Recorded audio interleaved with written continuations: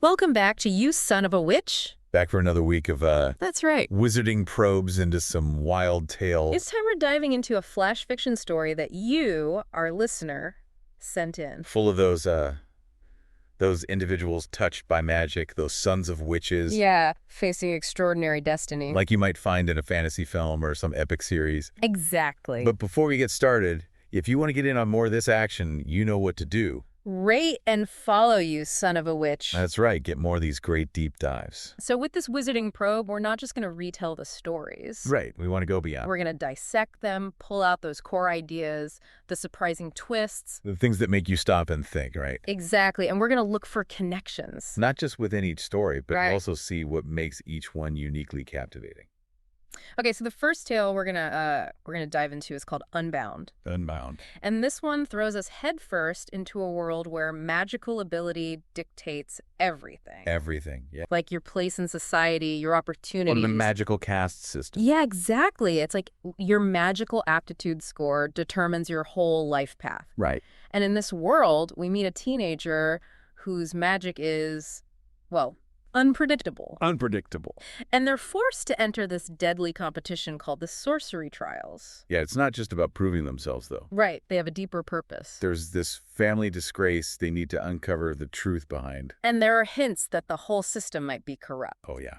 Totally rigged against them. So let's launch into this wizarding probe of Unbound. All right, let's do it. What really struck me right away is this rigid social structure based on magical talent. Yeah, it's not enough to just have magic. Right. It's all about the specific type of magic you possess and the degree of control you have over it. And that's where the term unpredictable comes in. Yeah, it's used to label and limit those whose magic doesn't fit neatly into the established categories, It's like a label that immediately puts them at a disadvantage. like our protagonist and their family. Right. The brother is relegated to menial labor simply because of his unpredictable magic. And the protagonist is denied opportunities, their potential capped, before they even have a chance to explore it.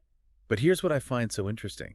That seemingly negative label, unpredictable, actually becomes the very thing that sets the protagonist apart. It becomes their strength, their unique advantage. And it has the potential to disrupt the whole system. Exactly.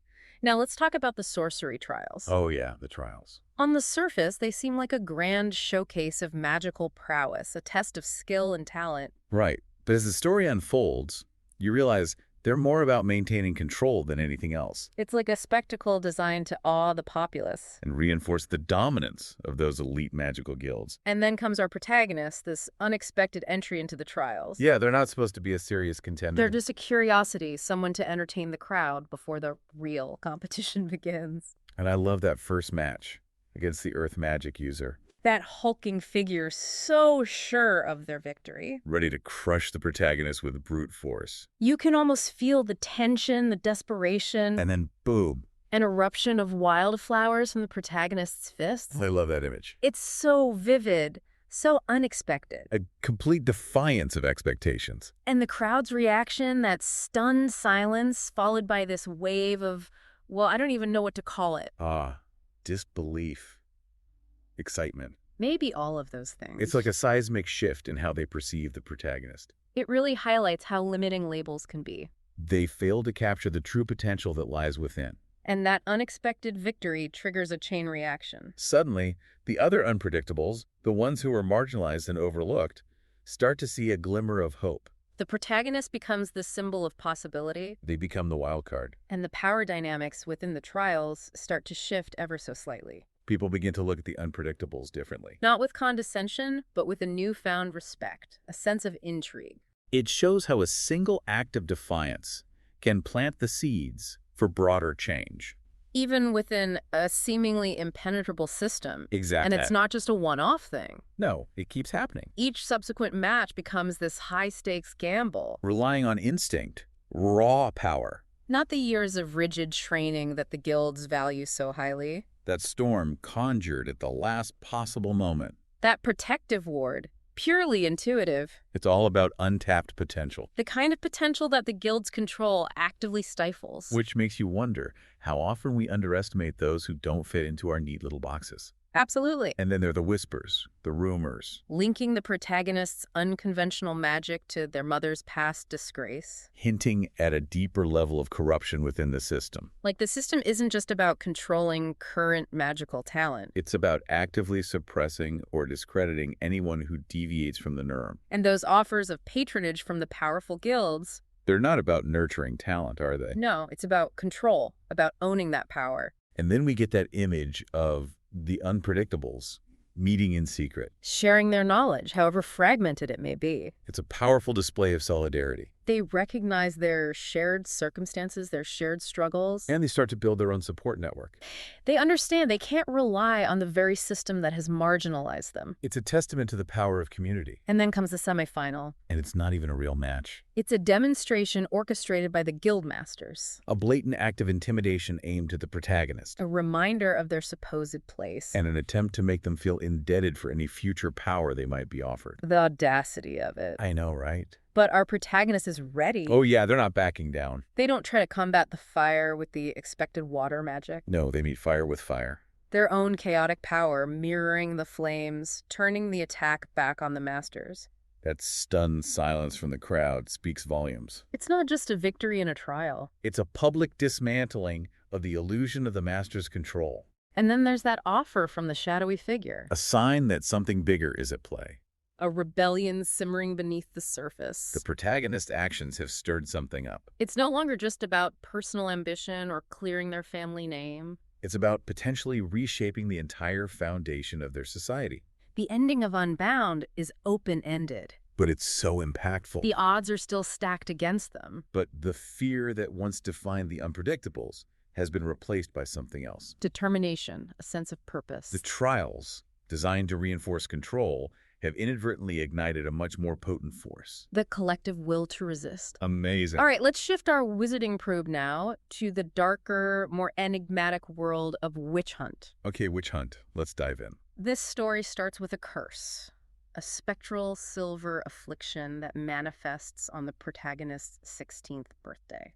It's not your typical teenage angst, right? No, it's this agonizing internal transformation accompanied by unsettling whispers. It's a truly disturbing experience, And it's immediately labeled as a witch's curse. which instantly introduces that element of ancient magic And potential danger, and the town's reaction.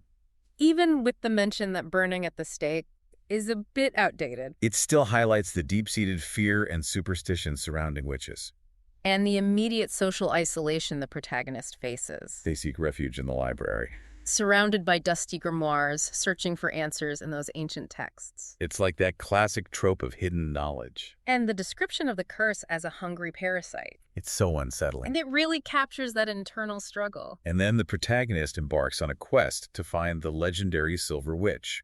Hoping for a cure. But the Silver Witch is more legend than reality. Adding another layer of uncertainty and peril to their search. And to make matters worse, those same grimoires warn of witch hunters. So the protagonist isn't just battling the curse. They're also potentially being hunted. By forces that oppose the very magic they're seeking. The protagonist is forced to run, driven by those agonizing flares of the curse. The road shimmering with phantom presences. The constant feeling of being watched. It really builds the suspense. And you get this sense that the boundaries between reality and the supernatural are blurring. And then they stumble upon this hidden cottage, And encounter an overenthusiastic herbalist. who surprisingly isn't a wicked witch at all. No, she's quite excited. She sees the protagonist as living proof of her esoteric research. That the curse is an echo and the protagonist is the key. It hints at a much larger, more intricate history. But that brief moment of potential safety is shattered by the arrival of the witch hunters. Armed with relics, humming with anti-magic. Driven by centuries-old grudges. It's a brutal confrontation. A reminder that the protagonist has stumbled into a conflict far greater than themselves. And amidst the chaos, they discover a silver mirror.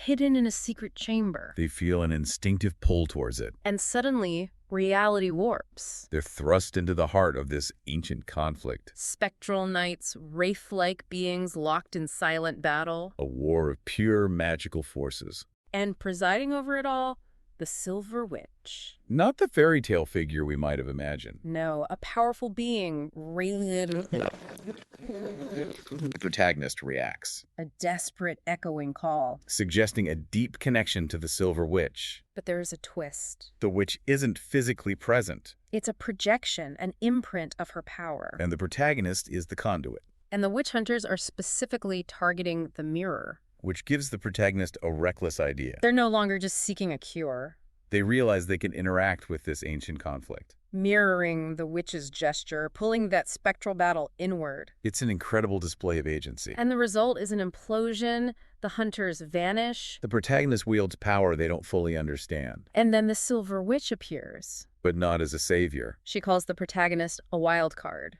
A warning that neither side in this ancient conflict can be trusted. The quest for a cure has become something far more complex. The protagonist is now a player in a dangerous game, The ending of Witch Hunt leaves the protagonist still cursed. but empowered. They've tasted power, and they're no longer a passive victim.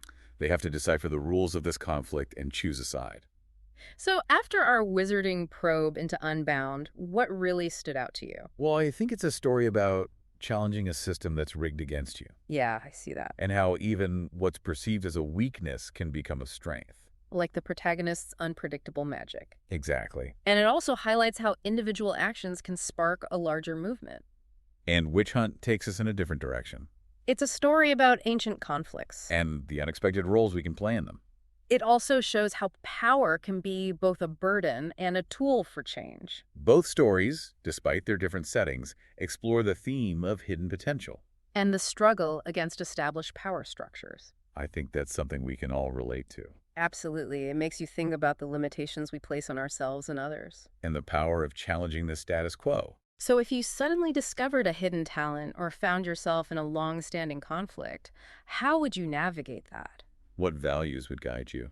We hope our wizarding probe into these flash fiction stories has sparked your imagination. And given you a new perspective on challenges and possibilities. Thanks for sharing this story with us. And for more fantastical tales and wizarding probes. Rate and follow, you son of a witch. Until next week, keep exploring the fantastic.